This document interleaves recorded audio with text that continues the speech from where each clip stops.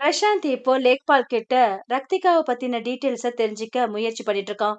Uncle, உங்களுக்கு ரக்திகாவை பற்றி ஏதாவது தெரியுமா? இல்லைப்பா, எனக்கு எதுவுமே தெரியாது. எனக்கு தெரிஞ்சது ஒன்னே ஒன்று தான். ரக்திகாவோட கோவத்தால் இந்த கிராமத்தில் யாரும் ஹோலி கொண்டாடுறதில்ல. ஒருவேளை இந்த கிராமத்துக்கு இந்த பயங்கரமான ஆத்மா கிட்ட இருந்து முக்தி கிடைக்கணும்னா முதல்ல நாம் தெரிஞ்சுக்க வேண்டிய விஷயம் இந்த கிராமத்துக்கும் ரக்திகாவுக்கும் என்ன சம்மந்தன்றது தான். இந்த ரக்திகாவே அவளோட ரகசியத்தை சொல்லலைன்னா வேற யாரு தான் சொல்லுவாங்க? கிராமம் முழுக்க பயத்தோட நிழல் பரவிடுச்சு. அதாவது ரக்திகா திரும்பி வந்துட்டான்னு. எல்லாரும் வெள்ளை உடைய உடுத்திருக்காங்க. பெண்கள் நெத்தியில குங்குமத்தை கூட வச்சுக்கல. நான் வழி மாறி வந்துட்டேன். எனக்கு வழி சொல்கிறீங்களா? நீங்க எங்க போகணும்? நான் உங்கள் கண்களில் வழி மாறிட்டேன். உங்களோட இதயத்துக்கு போகிற வழி சொல்கிறீங்களா?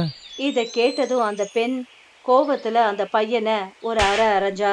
ராஸ்கல், கல்யாணமான லேடிக்கிட்ட இப்படிலாம் பேசுவியா? அட, இந்த ரக்திகா வந்த பிரச்சனையால் யாரும் குங்குமம் வச்சுக்கிறதே இல்லை. அப்புறம் எப்படி ஒருத்தவங்களுக்கு கல்யாணம் ஆச்சா இல்லையான்னு நாங்கள் தெரிஞ்சுக்கிறது? பிரசாந்தோட அப்பா ஒரு பழைய பிளாக் அண்ட் ஒயிட் டிவியை கொண்டு வந்தாரு. இந்தாப்பா, பிளாக் அண்ட் ஒயிட் டிவி. இந்த காலத்துல யாரு பிளாக் அண்ட் ஒயிட் டிவி எல்லாம் பாக்குறாங்க? ஒருவேளை கலர் டிவியை பார்த்தா நீ எங்களை உயிரோட விட்டுருவியா? நான் ஏன் உயிரோட விட மாட்டேன். ஏன் இப்படி எல்லாம் பேசுறீங்க?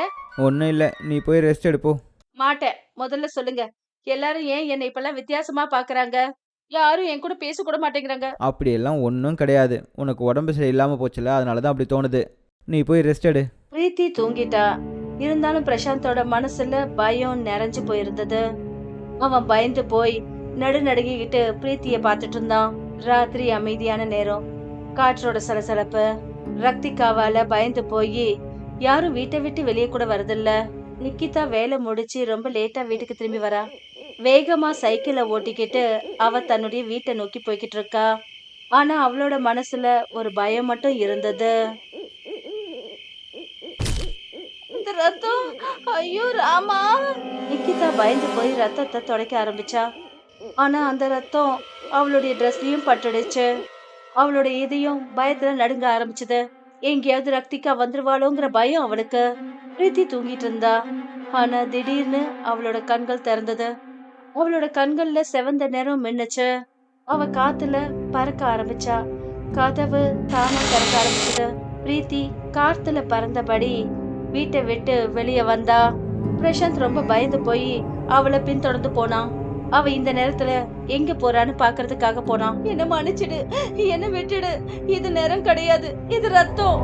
பிரீத்தி ஒரு பயங்கரமான சத்தத்தோட சிரிக்க ஆரம்பிச்சா. அந்த சத்தத்தால இதயம் துடிக்க ஆரம்பிச்சது. நிக்கிதா பயந்து போய் எங்கிருந்து ஓட ஆரம்பிச்சா. ஆனா பிரீத்தியோட கை தானாவே நீளமா ஆயிடுச்சு.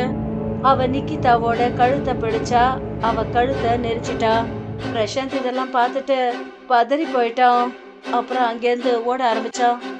பிரசாந்த் பயந்து போய் வீட்டுக்கு ஓடினான். வீட்டுல முன்னாடியே பிரீத்தி உட்கார்ந்திருந்தா. ஏதோ ஒண்ணுமே நடக்காத மாதிரி. இத பார்த்துட்டு பிரசாந்த் இன்னும் பயங்கரமா பயந்துட்டான். இந்த ராத்திரில நீங்க எங்க போயிட்டீங்க? அது இல்லை, எங்கேயும் இல்லையே. ரொம்ப பயந்த மாதிரி இருக்கீங்க.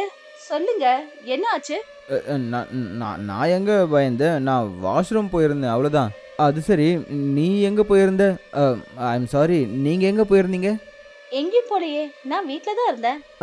சரி, நீ தூங்கு. பிரீத்தி தூங்கிட்டா. ஆனா பிரசாந்தோட மனசுல ஒரு இனம் புரியாத பயம் நிறைஞ்சு போயிருந்தது. அவன் ராத்திரி முழுக்க முழிச்சிட்டு இருந்தான். பயத்துல நடுநடுங்கிட்டு இருந்தான். பிரசாந்த் பப்ளி அப்புறம் தன்னுடைய அப்பா அம்மா கூட உட்கார்ந்து இருந்தான். அப்புறம் நேத்து நைட்டு நடந்த பயங்கரமான அந்த விஷயத்த எல்லார்கிட்டயும் சொல்லிட்டு இருந்தான். இத கேட்டதும் எல்லாருடைய முகத்திலயும் பயம் நல்லா தெளிவா தெரிஞ்சது. அப்பா, சீக்கிரமா ஏதாவது தாந்திரிகரை வர சொல்லுங்க, இல்லைனா ரக்திகா யாரையும் உயிரோட விடவே மாட்டா. நான் நேற்றே தாந்திரிகர்கிட்ட பேசிட்டேன். அவர் டெல்லி போயிருக்காரு. கொஞ்சம் நாள்ல வந்துருவாரு.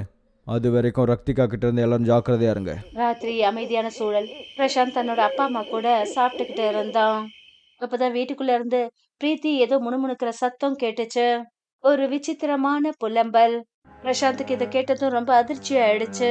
வீட்டில் பிரீத்தி தனியா இருக்கா? இப்போ அவ யார் கூட பேசிக்கிட்டு இருக்கா? பப்ளி இங்க இல்ல. ஒருவேளை பப்ளி கிட்ட பேசிட்டு இருக்காளோ என்னமோ. அப்பதான் பப்ளி வெளியில இருந்து வீட்டுக்குள்ள வந்தா. பப்ளி வெளியே இருந்திருக்கா?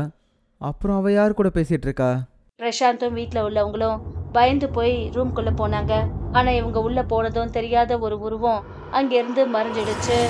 பிரீத்தி அவங்கள நோக்கி கோவத்தோட பார்த்தா. அவ கண்கள் செவந்து போயிருந்தது. எல்லாரும் பயந்து போய் ஓடினாங்க. அப்புறம் கதவை மூடிட்டாங்க. பிரீத்தி அந்த கதவை தட்டிக்கிட்டே இருந்தா. கதவை தரங்க, கதவை தரங்க, கதவை தரங்க. பிரீத்தி இந்த அளவுக்கு கத்துனதுக்கு அப்புறம் கூட யாரும் கதவை திறக்கல. பயங்கரமான சூழல் வீட்டுக்குள்ள சூழ்ந்துடுச்சு. ஒரு கொரியர் பாய் பிரசாந்தோட வீட்டுக்கு வந்தான். பிரசாந்த் அண்ணா, உங்களுக்கு கொரியர் வந்திருக்கு. பிரசாந்தோட நண்பன் விஜய் ரொம்ப நாளைக்கு அப்புறமா ஒரு கிஃப்ட் அனுப்பி வச்சிருந்தான். பிரீத்தியும் அங்க பக்கத்துல நின்னுட்டு இருந்தா. இந்த தடவை என்ன அனுப்பியிருக்கான்னு தெரியலையே. இவன் எப்போவுமே வித்தியாசமான gift தானே அனுப்புவான். பொங்கல் சீக்கிரமா வரப்போகுது. அதுக்கு ரிலேட்டடா ஏதாவது அனுப்பிச்சிருக்கலாம். பிரசாந்த் அந்த பாக்ஸ திறந்த உடனே அதுல கலர்ஃபுல்லான காத்தாடி இருந்தது. நிறத்தை பார்த்ததும் பிரசாந்துக்கு அதிர்ச்சி ஆயிடுச்சு. பிரீத்தியோட கண்கள் செவந்து போயிடுச்சு. அப்புறம் அவ ரொம்ப பயங்கரமா சிரிக்க ஆரம்பிச்சா. அவ பிரசாந்தோட கழுத்தை பிடிச்சு அந்தரத்துல நிக்க வச்சா. யாராவது காப்பாத்துங்க, காப்பாத்துங்க. அப்பதான் தாந்திரிகர் அங்க வந்தாரு. அவர் ஒரு மந்திரத்தை சொன்னாரு. பிரீத்தி மேல திருநீரை தூவினாரு. பிரீத்தி பிரசாந்த விட்டுட்டா. அப்புறம் மயங்கி போய் அங்கேயே கீழே விழுந்தா. நீங்க சரியான நேரத்துல வந்தீங்க. இல்லன்னா ரக்திகா பிரசாந்த கொன்னு இருப்பா. ஆமா, இவ என்னோட ரத்தத்தை குடிக்கணும்னு நினைக்கிறா தாந்திரிகரே. நான் உங்களோட பிரச்சனைகளை கேள்விப்பட்டு தான் டெல்லியிலேருந்து சீக்கிரம் வந்தேன். தாந்திரிகரே, இந்த ரக்திகாவோட பயங்கரத்துல இருந்து எங்களை காப்பாத்திக்க ஏதாவது ஒரு வழி சொல்லுங்க. அவளோட ஆத்மா என் மருமகளோட உடம்புக்குள்ள புகுந்துடுச்சு. இன்னைக்கு ராத்திரி இதுக்கு ஒரு தீர்வை கண்டுபிடிக்கலாம். ராத்திரி அமைதியான நேரம். சில்லுன்ற காற்று, மிரட்டலான சலசலப்பு. தாந்திரிகர் நெருப்பை எரிய வச்சாரு. அப்புறம் பிரீத்திய அவருக்கு முன்னாடி உட்கார வச்சாரு. அவர் மந்திரங்களை சொல்றதுக்கு ஆரம்பிச்சிட்டாரு. ரக்திகாயே மகாபூதாயே நமஹ க்ஷேத்ரஸ்ய மத்தியே நஹச்ய ரக்திகாயே ஸ்வாஹா. ரக்திகாவோட ஆத்மா பிரீத்தியோட உடம்புல வர ஆரம்பிச்சது. அவ ஒரு பயங்கரமான சிரிப்போட எழுந்தா. அமைதியோ அங்கேயே உட்காரு. யார் நீ? நான் ரக்திகா. எதுக்காக இங்க வந்த? உனக்கு என்ன வேணும்? எனக்கு ராஜா ருத்ரசிங் வேணும். ஆனா ஏன்? அவனோட ரத்தம் எனக்கு வேணும். அவனோட ரத்தத்தால நான் ஹோலி விளையாடுவேன். ஆனா ஏன்? பழி வாங்கணும். அவன் என்ன ஏமாத்திட்டான். இங்க ராஜா ருத்ரசிங்னு யாரும் கிடையாது. நீ போ. கிராமத்து ஜனங்களை தொந்தரவு பண்ணாத. நான் ராஜா ருத்ரசிங்க பழி வாங்குற வரைக்கும் நான் இங்கேயே இருப்பேன். நீ மட்டும் போகலனா நான் உன்னை கட்டி வச்சிருவேன். உன்னால என்ன கட்ட முடியாது. கட்டுவேன்னு சொன்ன வார்த்தையை கேட்டதும் பிரீத்தி தாந்திரிகரை தாக்க ஆரம்பிச்சா. ஆனா தாந்திரிகர் அவன் மேல திருநீரை வீசினாரு. அதனால அவ மயக்கம் அடிச்சு கீழே விழுந்தா. தாந்திரிகர் தாயத்தால ரக்திகாவை கட்டி போட்டாரு. கிராமத்து ஜனங்க சந்தோஷத்துல துள்ளி குதிச்சாங்க. இப்போ உங்களோட கிராமத்தை விட்டு ரக்திகாவோட ஆத்மா நிரந்தரமா போயிடுச்சு. எல்லாரும் சந்தோஷத்தை கொண்டாட ஆரம்பிச்சாங்க.